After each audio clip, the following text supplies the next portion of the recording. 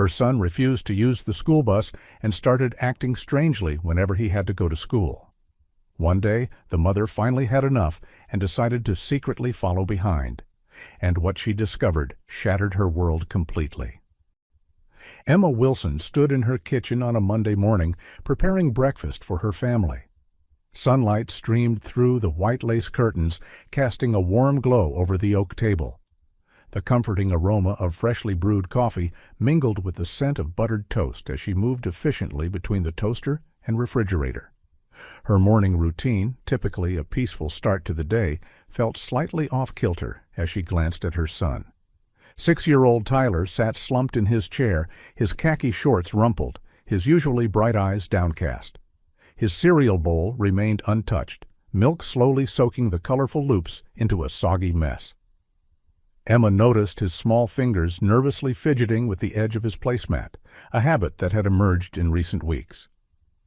"Not hungry this morning, sweetheart?" Emma asked, trying to keep her voice light despite the concern building inside her.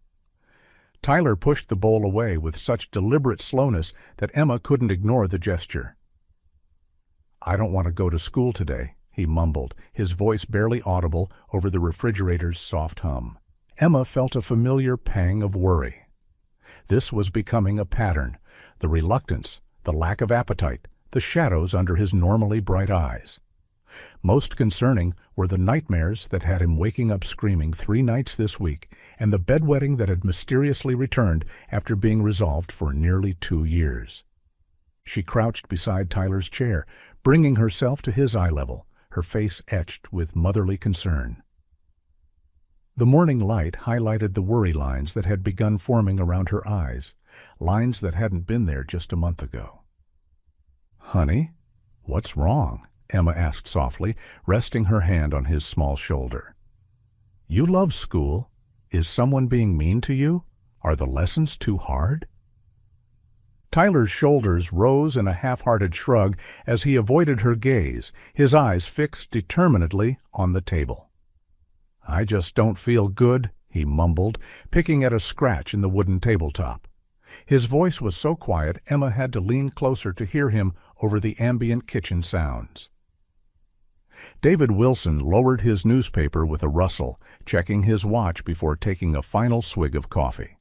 His crisp button-down shirt and neatly knotted tie contrasted with the casual atmosphere of the breakfast table. "We've been through this, Em," he said with a barely concealed sigh. "It's just adjustment difficulties with his new teacher." He folded his newspaper with precise movements, tucking it under his arm. "Mrs. Peterson can be strict, but she's good. All the parents say so." Emma straightened up, running a hand through her hair. "But what about the nightmares, the bedwetting? That started 3 weeks ago, right after—" David cut her off with a dismissive wave of his hand, already reaching for his briefcase propped against the counter. "All kids go through phases. Remember how he was afraid of the dark last year? We got him that nightlight, and after a week, he was fine."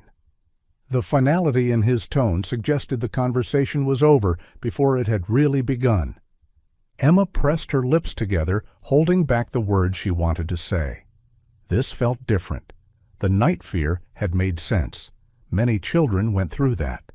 But this progressive withdrawal, this growing dread of school, it felt wrong, like a warning bell she couldn't silence. Tyler excused himself quietly, sliding off his chair with none of his usual morning energy. Emma watched him shuffle down the hallway toward his bedroom, his small shoulders slumped forward as if carrying an invisible weight.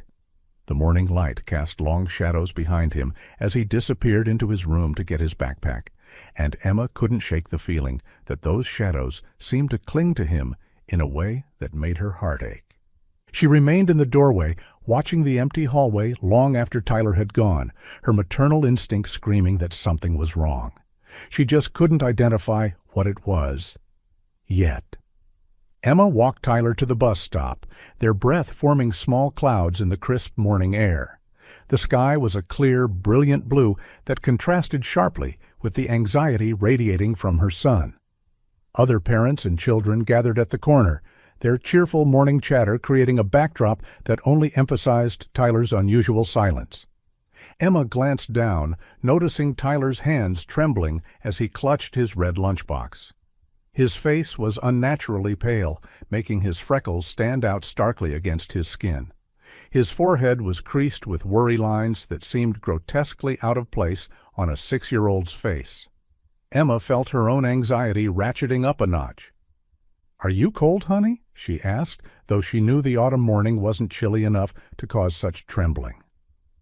Tyler shook his head without looking up, his eyes fixed on the sidewalk. His knuckles were white around the handle of his lunchbox. The familiar rumble of an approaching engine drew Emma's attention to the street. The yellow school bus rounded the corner, its bright color a cheerful contrast to the bare autumn trees lining the street. The hydraulic brakes hissed loudly as the vehicle stopped in front of the waiting families. Emma felt Tyler's entire body stiffen beside her. His hand suddenly clamped around hers with surprising strength, his palm clammy against her skin. The doors folded open with a mechanical wheeze, revealing Mr. Buford, the bus driver. He was a heavy-set man with a balding head that gleamed under the bus's interior lights. His blue uniform shirt stretched across his broad chest, a laminated name badge pinned at his pocket. "Good morning, boys and girls," Buford called out, his voice booming in the quiet morning. His round face broke into a wide smile as he greeted the children, his appearance the very picture of a friendly neighborhood bus driver. A high-pitched sound escaped Tyler's throat, startling Emma. She looked down just as her son erupted into hysterical crying. His face reddened instantly, tears streaming down his cheeks as he backed away from the bus door. "I don't want to go! Please, Mom! Please don't make me!" Tyler screamed, his voice cracking with panic. He pulled away from Emma with such force that she momentarily lost her grip on him. He darted toward the bus but stopped at the steps, clinging to the metal handrail of the entrance, his body language a confusing mix of avoidance and compliance. The other parents turned to stare, their conversations halting abruptly. Emma caught several exchanged glances, some sympathetic, others clearly judgmental. A hot flush of embarrassment crept up her neck as she hurried to Tyler's side. Emma knelt beside Tyler, placing her hands gently on his shoulders. "Tyler, honey, what's wrong?" she asked, struggling to keep her voice steady. "You need to go to school. All your friends are waiting for you inside." She wiped tears from his cheeks with her thumb, acutely aware of the audience they had attracted. Mr. Buford leaned forward in his seat, his massive frame filling the driver's area. His expression was sympathetic, almost practiced in its understanding. "This happens sometimes," he said with easy confidence. "First-grade jitters? I think I know just the thing." He reached into his shirt pocket and pulled out 2 brightly wrapped candies, extending them on his open palm. "Special treats for brave boys who ride my bus, and one for Mom, too, for being so patient." Buford held out one candy to Tyler, whose crying had reduced to hiccuping sobs at the sight of the colorful wrapper. The bus driver's voice shifted to a gentler tone. "I keep these for situations just like this," he explained to Emma with a conspiratorial wink. "Works every time." Tyler hesitated, then slowly reached for the candy, his small fingers carefully avoiding contact with Buford's large hand. His sobs quieted to occasional hiccups as he stared at the bright wrapper. "And if you get on the bus now," Buford continued in that same gentle voice, "I'll have another one waiting for you after school. How does that sound, buddy?" Emma watched as Tyler's resistance visibly faded, his focus entirely captured by the candy in his hand. The abrupt change in his demeanor was almost disorienting, from terror to tentative acceptance in mere seconds. Relief flooded through Emma as she accepted the offered candy with a grateful smile. "Thank you, Mr. Buford. That's very kind," she said, slipping the candy into her jacket pocket. "Please, call me Buford," he replied with a warm smile that didn't quite reach his eyes. "I've been driving this route for 20 years. I know how to handle the little ones." Something in his tone, perhaps the practiced ease, perhaps the familiarity, made Emma uncomfortable, but she dismissed the feeling, attributing it to gratitude for his intervention in what could have been a much more difficult morning. Tyler reluctantly climbed the steps onto the bus, casting one last glance back at Emma. His eyes were still red-rimmed, holding a mixture of resignation and something else Emma couldn't quite identify. The doors closed with a definitive hiss, and Emma raised her hand in a reassuring wave as the bus pulled away. She stood watching until the bright yellow vehicle disappeared around the corner, joining the stream of morning traffic. The candy felt strangely heavy in her pocket as an uneasy feeling settled in her stomach, a feeling she tried to dismiss as lingering embarrassment from Tyler's public meltdown. Emma remained rooted to the spot long after the other parents had left, staring down the now empty street as if it might offer answers to the questions swirling in her mind. The weight of the candy in her pocket seemed disproportionate to its actual size, a physical manifestation of her growing discomfort. Something felt wrong, but she couldn't articulate what, even to herself. A movement at the edge of her vision caught her attention. Melissa Sanchez still stood at the corner, her gaze fixed on the distant point where the bus had disappeared. Unlike the other parents who had quickly dispersed to their daily routines, Melissa seemed suspended in the moment, her expression troubled. Emma hesitated, then approached the woman cautiously. They'd exchanged pleasantries at school events and PTA meetings, but had never really had a substantial conversation. Melissa was always impeccably dressed, but today Emma noticed small details that seemed off. A missing earring, a coffee stain on her otherwise crisp blouse, dark circles under her eyes, partially hidden by concealer. "Everything okay?" Emma asked, startling Melissa out of her reverie. Melissa turned, momentarily confused, before forcing a smile that didn't reach her eyes. "Oh, Emma, right? Just thinking," she said, shifting her weight from one foot to another. She glanced at her watch, an automatic gesture that seemed more habit than necessity.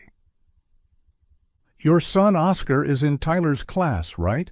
Emma ventured, trying to place the quiet, dark-haired boy she'd seen at school functions. Melissa nodded, tucking a strand of hair behind her ear. "Yes, they sit at the same table. Mrs. Peterson mentioned they work well together on art projects." She glanced at her watch again, clearly preparing to end the conversation.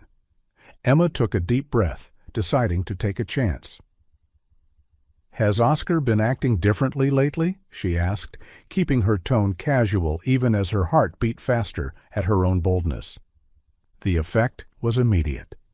Melissa's forced smile vanished, replaced by an expression of such raw concern that Emma almost took a step back. "He's been so quiet lately," Melissa admitted, her voice dropping to just above a whisper. "Used to be such a chatterbox. We'd joke that we couldn't get him to stop talking at dinner. But now he barely speaks, just pushes his food around." She sighed heavily, seeming relieved to finally voice her concerns. "And his grades are dropping. His teacher called me about it yesterday. He's always been good at math, but now—" She trailed off, shaking her head. Emma felt a chill despite the morning warmth. The similarities to Tyler's behavior were too striking to ignore: the withdrawal, the change in academic performance, the anxiety. "Does he—" Emma hesitated, formulating her next question carefully. "Does he ever say he doesn't want to go to school? Or have nightmares?" Melissa's eyes widened slightly. "Both, actually. He's been having bad dreams, wakes up crying, and getting him on the bus is becoming a daily battle." She paused, studying Emma's face. "Why? Is Tyler going through something similar?" Emma offered a reassuring smile she didn't quite feel. "They're just kids growing up. Tyler throws tantrums about school, too. I think they all go through these phases," she said, trying to convince herself as much as Melissa.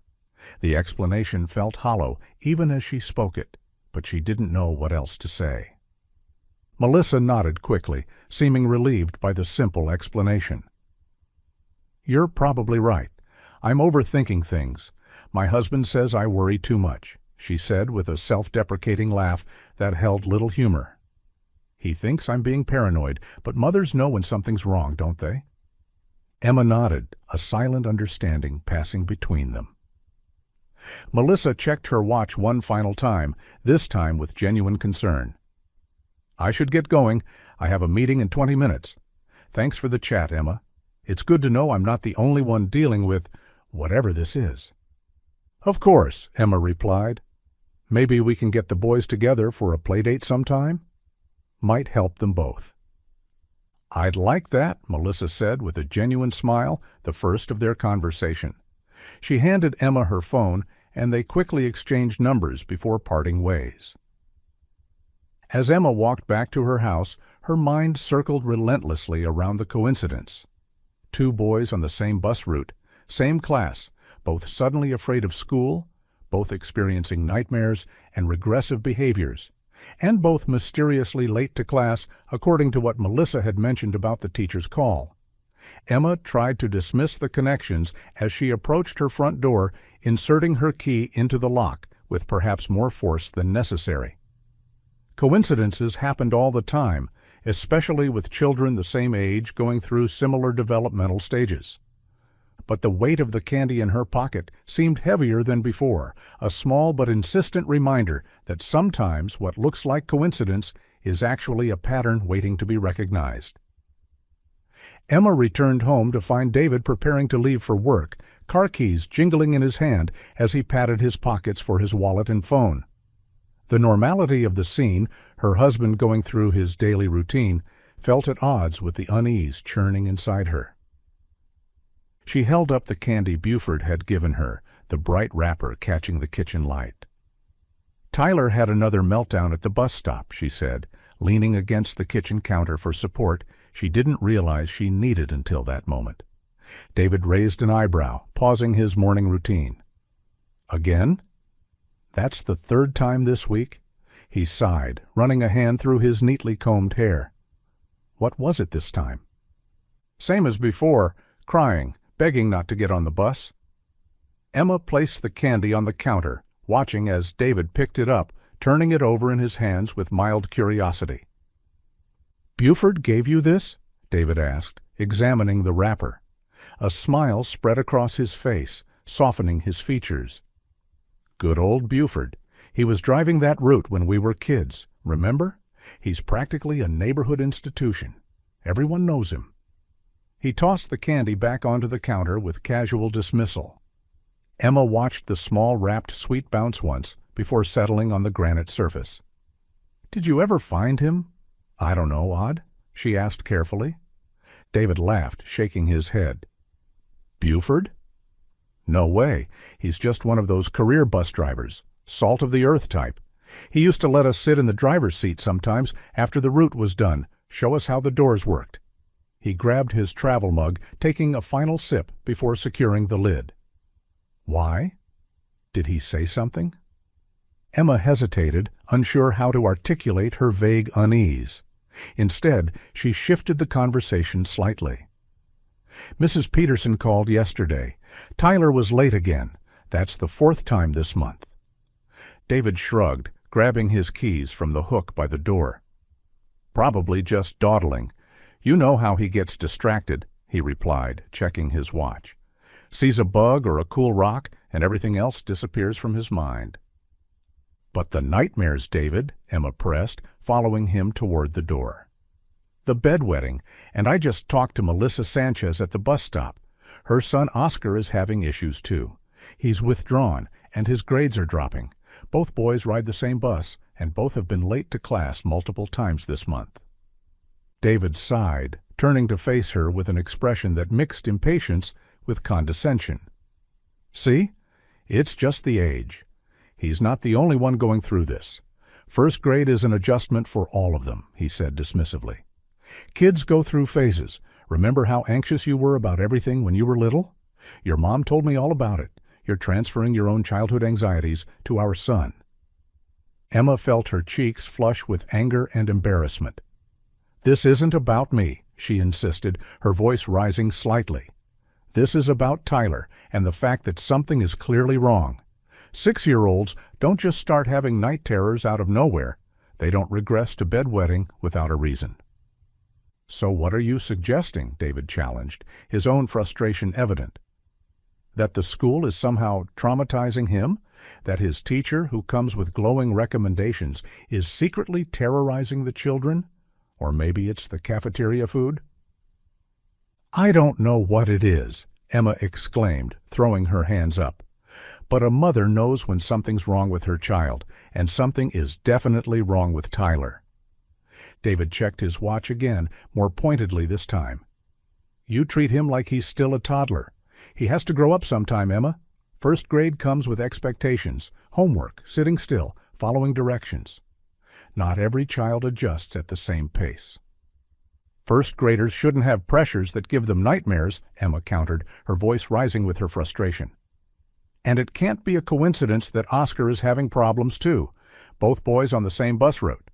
If there are issues at school, we need to address them, not dismiss them because they're inconvenient to acknowledge." David's jaw tightened as he checked his watch a third time. "I'm late. We'll talk about this tonight," he said, his tone making it clear the conversation was over. He leaned in to kiss her cheek, the gesture automatic and perfunctory, before heading out the door. The sound of his car starting up and pulling away left Emma in a silence that seemed to amplify her thoughts rather than quiet them. She paced the kitchen, her mind racing. David's dismissal stung, but it also strengthened her resolve. If he wouldn't take Tyler's behavior seriously, she would have to trust her own instincts. The candy on the counter caught her eye again, and she paused, picking it up. Why would a bus driver carry sweets for children? For situations just like this, how often did this happen? How many children had meltdowns on Buford's bus? The candy no longer seemed like a kind gesture, but something more calculated. A tool, perhaps. Emma turned the small sweet over in her hand, her mind connecting dots she hadn't seen before. The late arrivals to school, which both Tyler and Oscar experienced. The nightmares. The sudden fear of school. No, not school, she realized with growing clarity.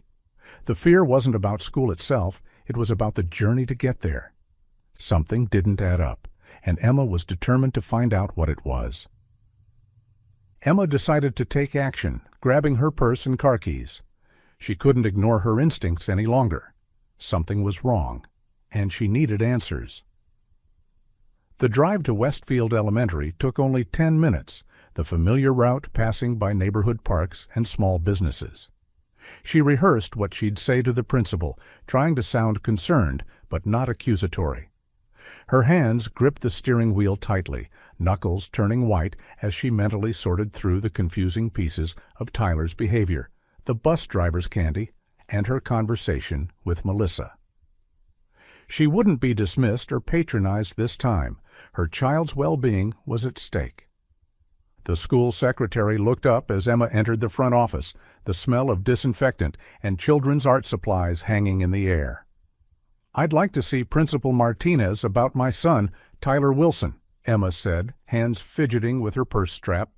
The secretary nodded and made a quick call, then directed Emma down the hallway to a door with Principal stenciled in black letters across frosted glass. The hallway walls were lined with student artwork and achievement certificates, cheerful reminders of the normal, healthy environment the school was supposed to provide. The normalcy made Emma doubt herself momentarily. Was she overreacting to typical childhood behavior? Principal Martinez rose from behind her desk when Emma entered, extending her hand with a practiced smile. "Mrs. Wilson, what brings you in today?" she asked, gesturing to a chair across from her desk. Emma sat, suddenly feeling like she was the one in trouble. "I'm concerned about Tyler," she began, outlining the bedwetting, nightmares, and his fierce resistance to the school bus. "And he's been arriving late to class. I received a call from Mrs. Peterson yesterday," Emma added. Her voice sounded steadier than she felt, the words tumbling out with growing urgency as she recounted the signs of distress Tyler had been exhibiting. The principal's expression shifted from polite interest to slight concern. "Yes, I'm aware of Tyler's tardiness issues," she confirmed, pulling up his file on her computer. "The late arrivals have become quite regular, at least once a week for the past month." When Emma suggested that perhaps the school bus had been running behind schedule, Principal Martinez shook her head firmly. "That's not possible, Mrs. Wilson. All our buses have GPS tracking systems that monitor their exact location and arrival times. I can assure you, Bus 17 has been arriving at its scheduled time every day." She turned her computer screen to show Emma a log of precisely documented arrival times. The digital evidence stared back at Emma, undermining her theory with cold, hard data that left no room for interpretation. Emma felt her cheeks flush with embarrassment. Without the bus to blame, Tyler's tardiness became harder to explain. I don't understand, then," she stammered, suddenly questioning herself. Maybe David was right. Maybe it was just first-grade jitters, as he suggested. "Tyler used to love school," she said lamely, her earlier conviction wavering under the principal's authoritative gaze. The confidence that propelled her to the school began to crack, replaced by a creeping sense of self-doubt. She shifted in her seat, suddenly feeling like an over-anxious mother making a fuss over nothing. Principal Martinez's expression softened slightly. "Mrs. Wilson, adjustment difficulties are common at this age. The transition to a more structured academic environment can be challenging for some children."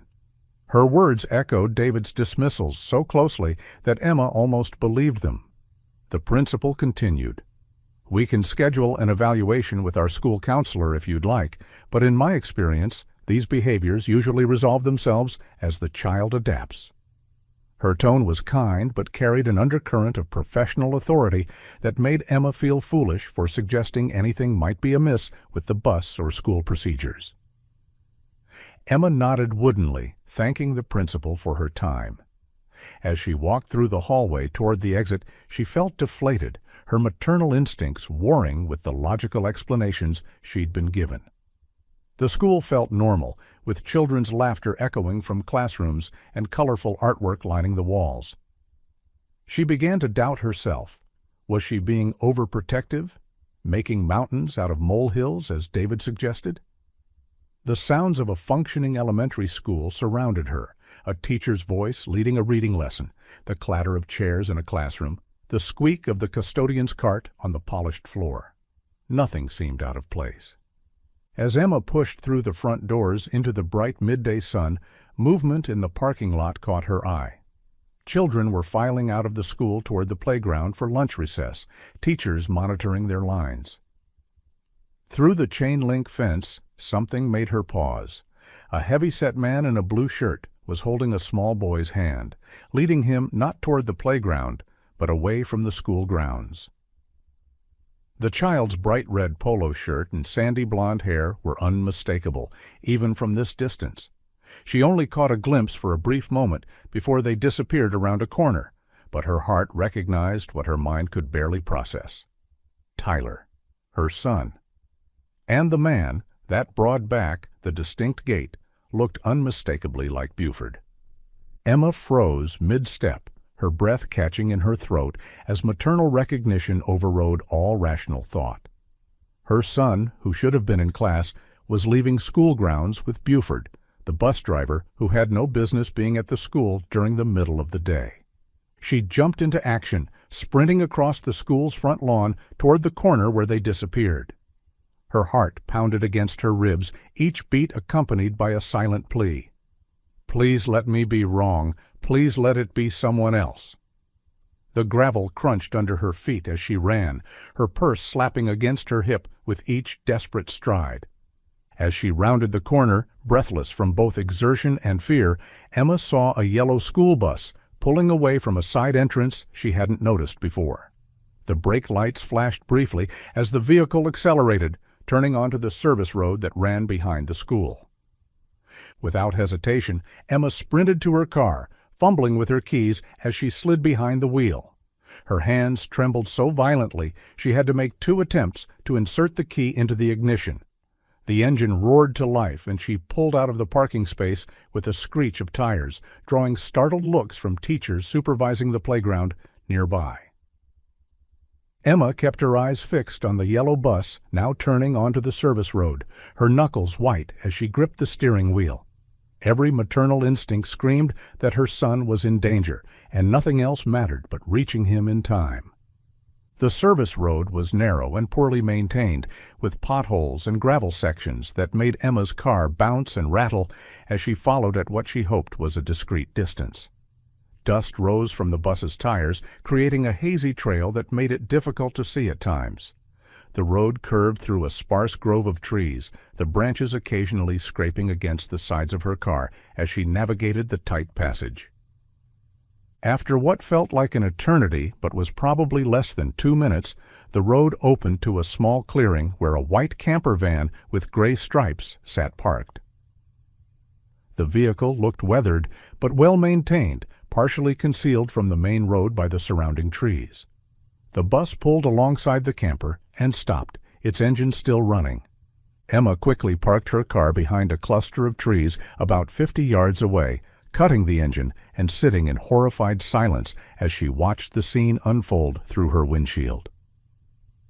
The bus door opened with a hydraulic hiss that she could almost hear despite the distance. Buford stepped off the bus, his large frame unmistakable even from this far away.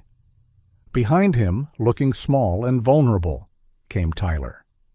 Emma's breath caught in her throat as she watched Buford lead her son by the hand toward the camper door. Tyler's posture was stiff, his steps reluctant, as Buford's large hand engulfed his small one. Emma felt her entire body go cold as they climbed the metal steps into the camper. The door closed behind them with a finality that sent ice through her veins. Emma's mind raced with terrible possibilities as she stared at the white camper, now containing her son and a man she'd trusted simply because he'd been a fixture in the community. Why would the bus driver bring Tyler to this isolated location during school hours? What could possibly be happening behind that closed door? Her hands shook as she pulled her phone from her purse and dialed 911, nearly dropping the device in her haste. Each ring seemed to last an eternity before a calm, professional voice answered. "Emergency services. What's your emergency?" "I need help," Emma gasped into the phone, her voice breaking with fear and urgency. "My son, I think he's been kidnapped. The school bus driver took him from school. I followed them. They're in some kind of camper van now. Please, you have to hurry."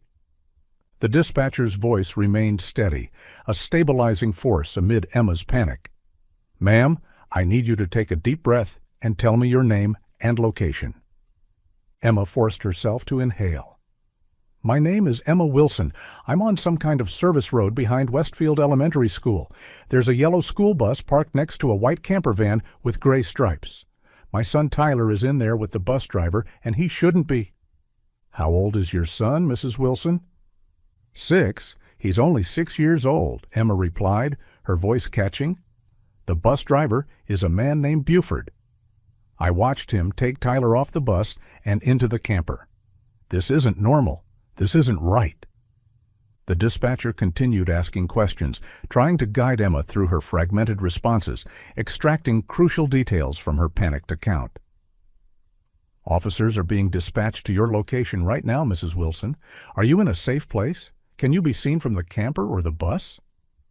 "I'm parked behind some trees.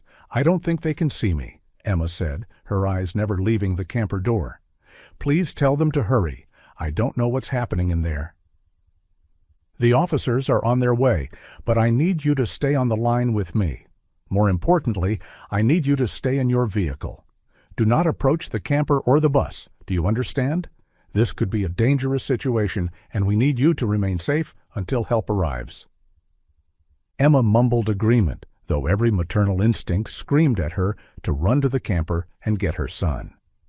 The dispatcher continued speaking soothingly, asking about Tyler, about what Emma had observed, about any other details she could provide. Each second felt like an eternity as Emma watched the silent camper, imagining what might be happening inside. Then she heard it, Tyler's voice, frightened and high-pitched, carrying faintly through the thin walls of the camper. The sound sent a chill down Emma's spine. She couldn't make out the words, but the tone was unmistakable. Fear. "I can hear my son," Emma said, cutting off the dispatcher mid-sentence. "He sounds scared. I can hear him through the walls." "Mrs. Wilson, the officers are just minutes away. Please stay in your—" But Emma had already dropped the phone onto the passenger seat, maternal instinct overriding all caution and reason. She flung open her car door and ran toward the camper, her footsteps crunching on the gravel of the service road. Her heart pounded in her chest, blood rushing in her ears as she approached the vehicle containing her son. Without hesitation, Emma pounded on the camper door with her fist, making the entire vehicle shake with the force of her fury and fear. "Buford! Open this door right now," she demanded, her voice stronger and steadier than she felt. There was a moment of absolute silence, then shuffling sounds from inside the camper. Drawers closing, whispered words she couldn't quite make out. The door swung open suddenly, revealing a startled Buford, his heavy-set frame filling the narrow doorway. His shirt was untucked on one side, his face flushed with what might have been surprise or something else entirely. "Mrs. Wilson!" he exclaimed, his eyebrows rising in apparent shock. "What are you doing here?" He attempted to block her view inside with his body, shifting to stand more firmly in the doorway. "Where is my son?" Emma demanded, trying to see past Buford's substantial frame. "Now, Mrs. Wilson, there's been a misunderstanding," Buford began, his voice taking on a placating tone that only fueled Emma's fury. She pushed past him with a strength she didn't know she possessed, the adrenaline of maternal protection giving her the force needed to move the much larger man aside. She gasped when she saw Tyler sitting on a small bench built into the wall of the camper. Tears streamed down his face, his bright red polo shirt rumpled and untucked. His expression when he saw her was a mixture of relief and shame that broke Emma's heart. "Tyler, come here right now," she called, arms outstretched toward her son. Tyler bolted from the bench and ran to her, wrapping his arms around her waist and sobbing into her shirt. The smell of his shampoo, the apple-scented one he'd picked himself at the grocery store last week, mingled with something sickly sweet in the camper. Emma's eyes darted around the small space, taking in details with the heightened awareness of fear. Candy wrappers littered a small table. A digital camera sat on a shelf above what looked like a narrow bed. Curtains were drawn across the camper windows, blocking outside light. Buford raised his hands defensively, stepping between Emma and the door to prevent their exit. "This isn't what it looks like," he insisted, his voice steady, but his eyes darting nervously between Emma and the service road outside. "Tyler wasn't feeling well. I was just helping him out. I was going to take him back to school as soon as he felt better." "Move away from the door," Emma commanded, one arm wrapped protectively around Tyler, the other reaching for her phone, which she realized too late was still in her car. "Mrs. Wilson, you're overreacting," Buford said, his voice taking on an edge. "This is a simple misunderstanding. I've been driving kids for 20 years. Parents trust me." Emma was preparing to physically fight her way past Buford when she heard voices approaching outside, firm, authoritative voices calling commands. Relief flooded through her as she recognized what the voices meant. The 911 dispatcher had acted quickly. Two police officers appeared at the edge of the trees, weapons drawn as they advanced cautiously toward the camper. "Police! Step away from the door!" an officer commanded, moving steadily closer. Buford's face drained of color as he saw them, his hands slowly rising above his head as he moved away from Emma and Tyler. More sirens wailed in the distance, signaling the approach of additional units. Emma clutched Tyler to her side, her body positioned between him and Buford as the officers reached the camper steps. One officer kept his weapon trained on Buford while the other approached Emma. "Ma'am, are you and the boy all right?" the officer asked, his eyes quickly scanning them for visible injuries. Emma nodded, unable to form words past the lump in her throat. Tyler pressed his face harder against her side, his small body still trembling with silent sobs. "Take them both out of here," the first officer instructed his partner, never taking his eyes off Buford. "Get them to safety while we secure the scene." As the second officer gently guided Emma and Tyler away from the camper, Emma felt her knees weaken with relief and delayed shock. They had found Tyler in time, but what exactly had they interrupted, and how long had it been going on? "This is all a misunderstanding," Buford protested loudly as an officer approached him with handcuffs ready. "I was helping the boy. He wasn't feeling well at school. Ask him yourself." Despite his protests, his face had taken on a sickly pallor, beads of sweat forming on his forehead as the officer firmly guided his hands behind his back. Emma stood on the gravel road, holding Tyler so tightly against her that she could feel his rapid heartbeat against her side.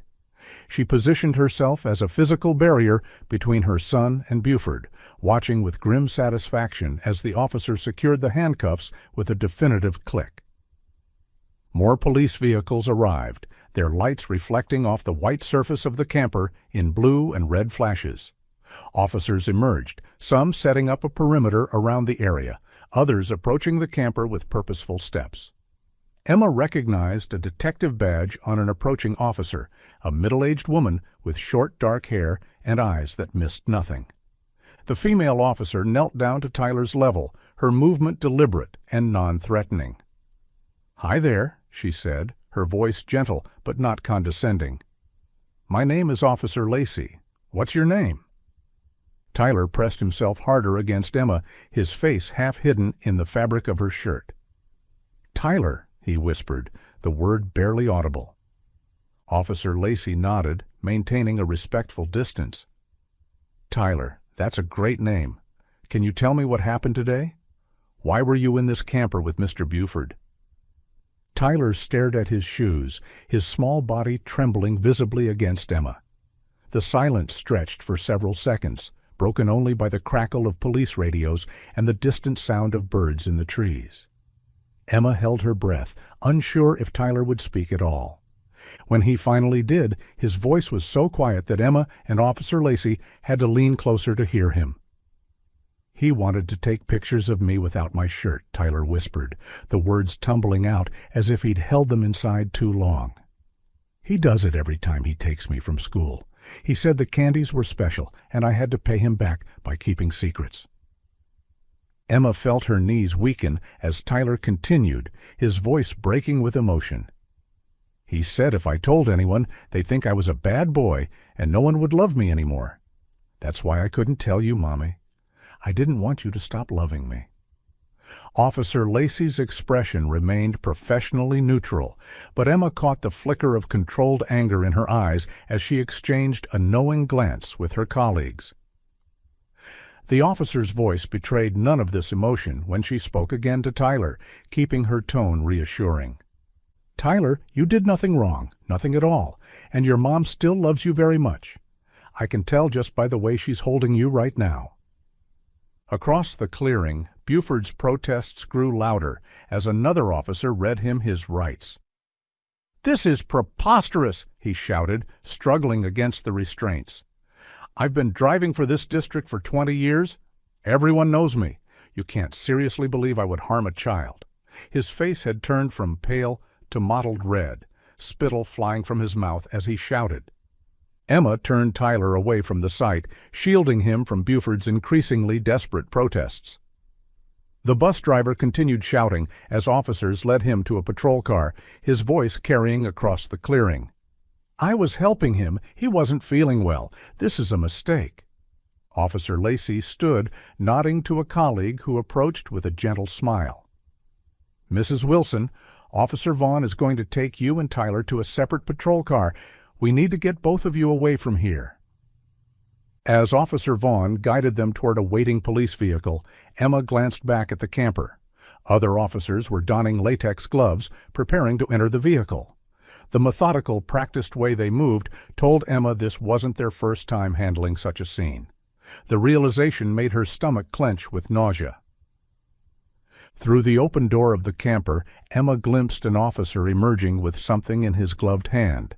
He spoke quietly to a colleague, his expression grim as he held up what appeared to be a digital camera. Another officer brought out what looked like a school backpack, not Tyler's, which was still presumably at school. The backpack was smaller, with a cartoon character Emma didn't recognize. Her mind reeled with the implications. "Mrs. Wilson, please," Officer Vaughn said gently, guiding her attention away from the scene. "Let's get you and Tyler somewhere quiet." Emma nodded numbly, helping Tyler into the back seat of the patrol car. His body was still trembling, though less violently now. He looked exhausted, the adrenaline crash leaving him pale and drained. Officer Lacey approached the car window, her expression serious but kind. "We're going to need both of you to come to the station for formal statements," she explained. "It's important we document everything while the details are fresh, especially for Tyler." Emma nodded, struggling to process everything happening around them. "Of course," she managed. "Whatever you need." As Officer Lacey turned to speak with a colleague, Tyler looked up at Emma with red-rimmed eyes. "Can we go home now?" he asked, his voice small and tired. "I want to go home." Emma brushed his hair back from his forehead, her heart breaking at the simple request she couldn't yet fulfill. "Soon, baby. We need to help the police first, then we'll go home. I promise." The patrol car pulled away from the scene, tires crunching on gravel as they turned onto the service road. Through the rear window, Emma could see more officers arriving, evidence technicians setting up equipment near the camper. The school bus, that familiar yellow vehicle that should have represented safety, now looked ominous, surrounded by police vehicles, its lights flashing silently in the growing chaos. Emma held Tyler close as they drove away, her mind racing with questions she wasn't sure she wanted answered. How long had this been happening? How many other children had Buford targeted? And how had all of them, missed the signs for so long? The ride to the police station seemed endless, each turn and traffic signal stretching time in a way that made minutes feel like hours. Emma kept her arm wrapped protectively around Tyler's shoulders, occasionally murmuring reassurances when she felt him tense beside her.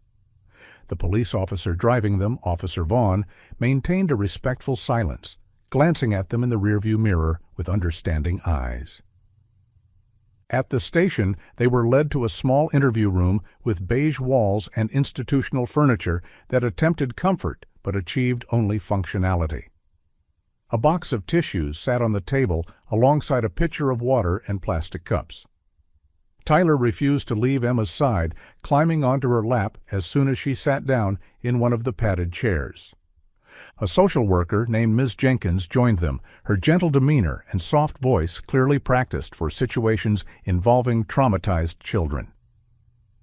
She explained to Tyler that they would need to ask him some questions, but he could take breaks whenever he needed, and his mom would stay with him the whole time.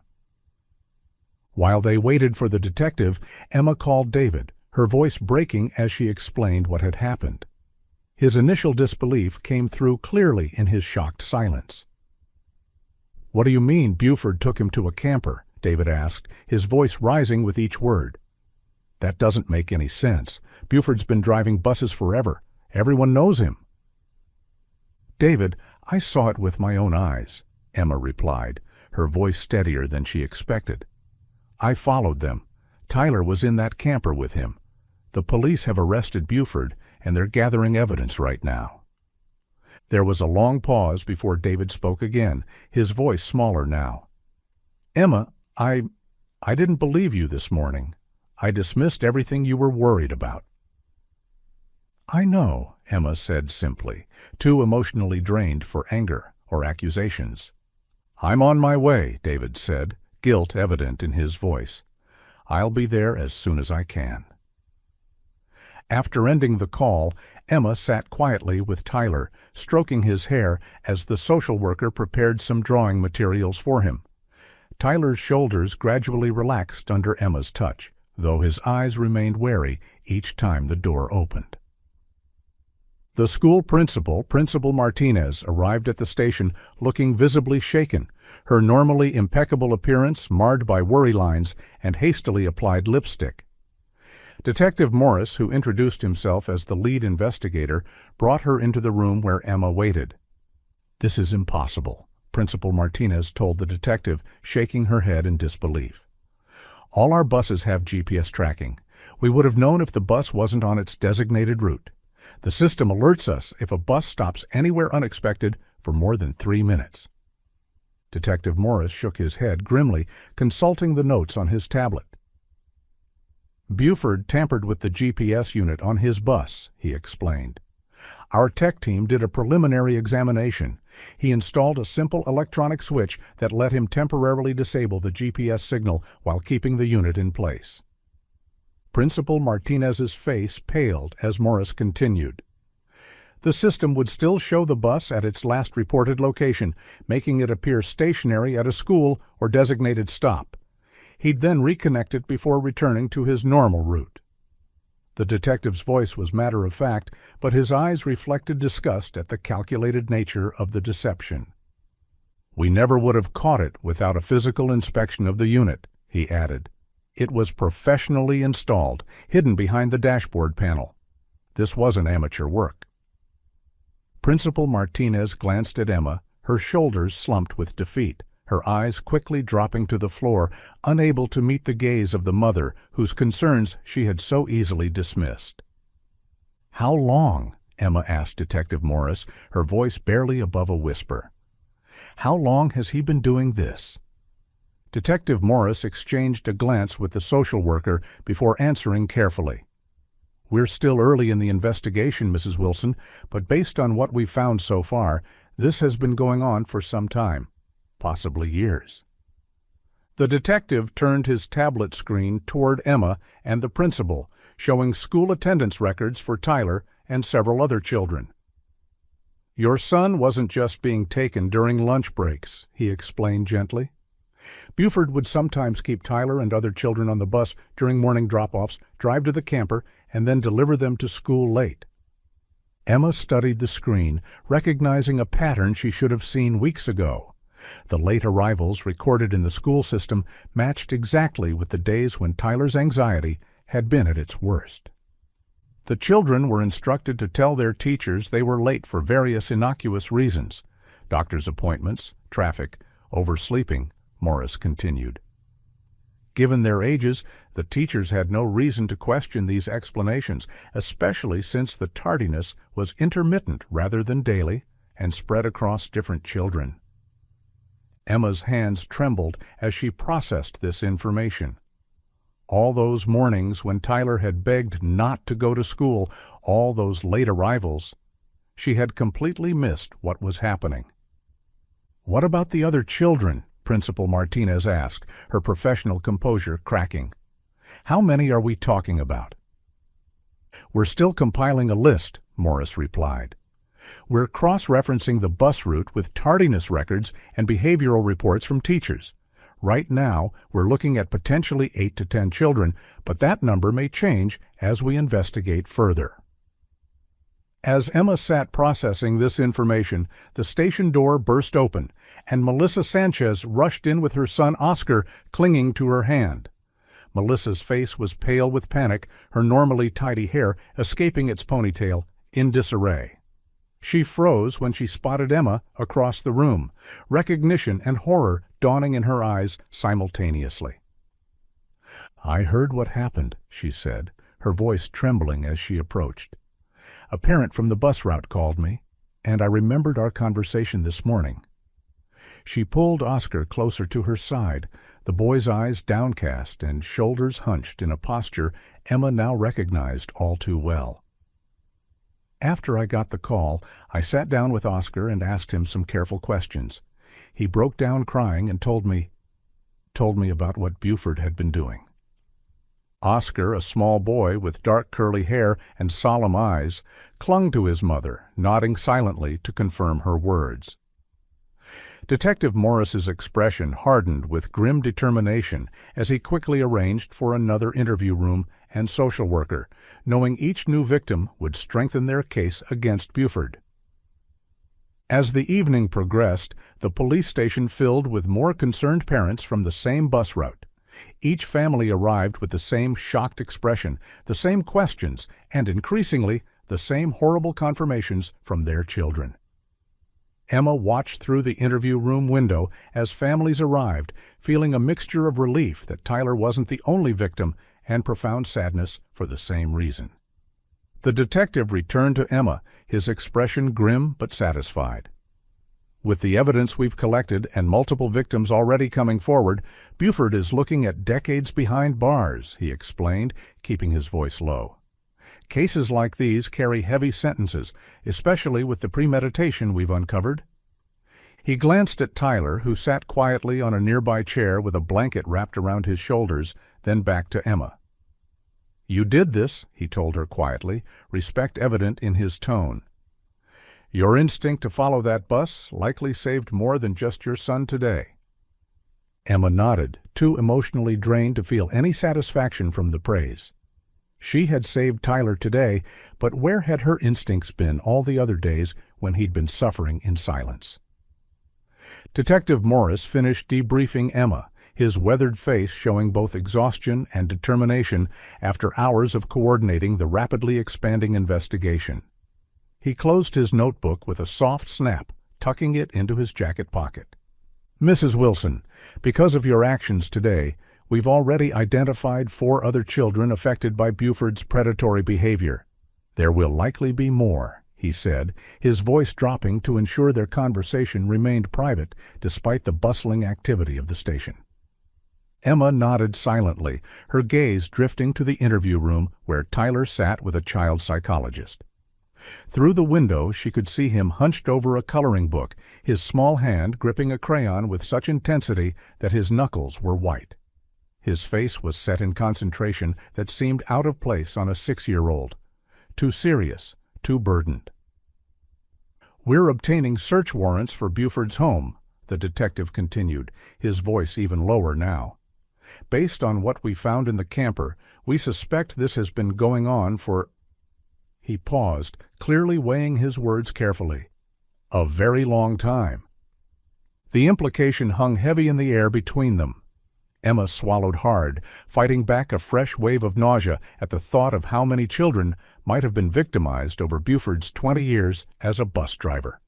A woman in her mid-40s approached them, her sensible bob framing a face lined with experience rather than age.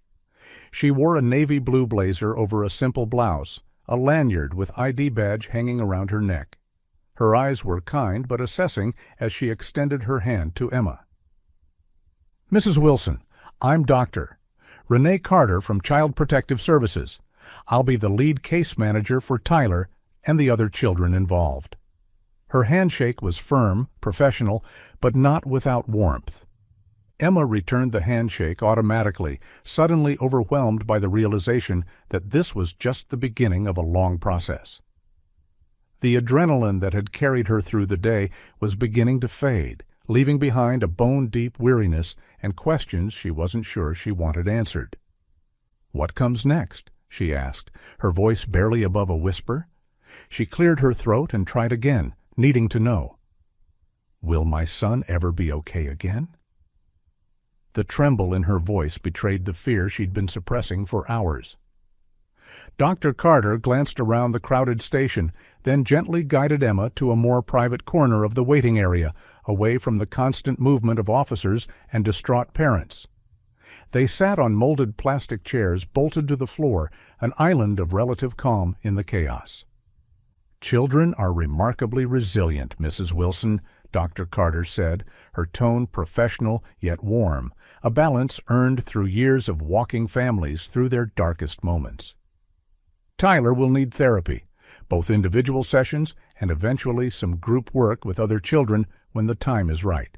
There will be good days and difficult ones." Emma watched through the glass as Tyler showed his drawing to the psychologist, pointing to something on the paper with serious focus. From this distance, she couldn't see what he'd drawn, but the psychologist's gentle nod seemed encouraging. "The most important thing right now," Dr. Carter continued, following Emma's gaze, "is that you found him. You believed him when he didn't even have the words to tell you what was happening. Many children in these situations never get that." Emma turned back to Dr. Carter, tears threatening to spill over. "But I didn't know what was happening," she admitted, the guilt she'd been holding back finally breaking through. "I knew something was wrong, but I had no idea it was this." Dr. Carter leaned forward slightly, her eyes direct and honest. "You know, many children in these situations are never discovered. The predators count on children staying silent through manipulation and fear. They count on parents dismissing behavioral changes, on schools missing the patterns. But you didn't dismiss the changes in Tyler. You followed your instincts despite being told you were overreacting." Before Emma could respond, the station door opened and David arrived, his face ashen and eyes red-rimmed. He scanned the room frantically until he spotted Emma, then rushed to her side. "Where is he? Where's Tyler?" he asked, his voice rough with emotion. Emma pointed to the interview room, and David's posture sagged with visible relief when he saw their son, safe and seemingly calm. He ran a hand through his hair, which was uncharacteristically disheveled. "Mr. Wilson," Dr. Carter interrupted gently, standing to introduce herself. "I'm Dr. Carter from CPS. Your son is with one of our child psychologists right now. They're just finishing up some preliminary assessment work to help us understand what Tyler needs going forward." David shook her hand distractedly, his eyes continually drawn back to the interview room. "Can I see him? Can we take him home tonight?" "Yes to both," Dr. Carter assured him. "The psychologist will bring him out shortly, and Detective Morris has already told me you're free to take Tyler home once the paperwork is finished. We'll be scheduling follow-up appointments starting tomorrow." The next hour passed in a blur of paperwork and gentle questioning. Detective Morris returned periodically with updates on the investigation, which was expanding rapidly as more officers were assigned to the case. Dr. Carter explained the support services available to Tyler and their family, including counseling options and victim advocacy programs. Emma felt physically and emotionally drained as she signed form after form, her handwriting growing progressively shakier.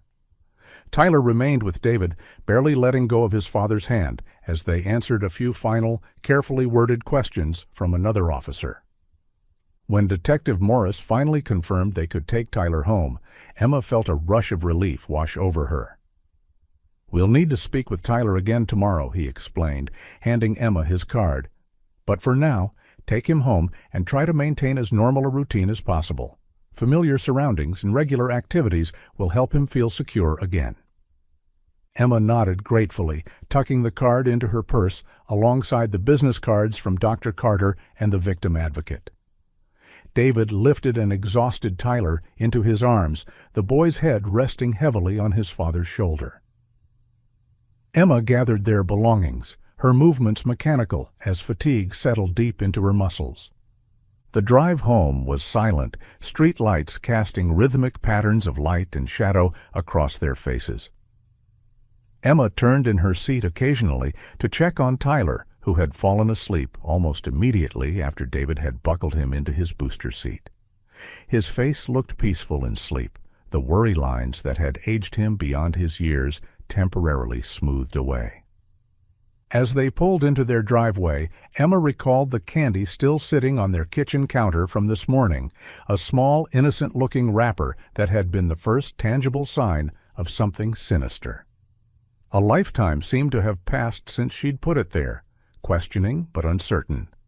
She made a silent promise to always trust her instincts where her child was concerned, to never again ignore the subtle signs that something was wrong. Behind them, more police cars headed toward the school, their lights flashing silently in the growing darkness as the true scope of what Buford had done began to unfold. In the back seat, Tyler stirred slightly, his eyes fluttering open for a moment. "Mommy?" he murmured, his voice thick with sleep. "Are we home?" "Yes, baby," Emma replied softly, reaching back to touch his knee. "We're home, and you're safe now." As David carried their sleeping son into the house, Emma paused on the front porch, looking back at the quiet street where the bus had stopped this morning. The neighborhood looked exactly the same, peaceful, ordinary, safe. But everything had changed. The journey ahead would not be easy, but they would face it together, one step at a time. And she would never again silence the voice inside her that recognized when something was wrong with her child, no matter who told her she was overreacting.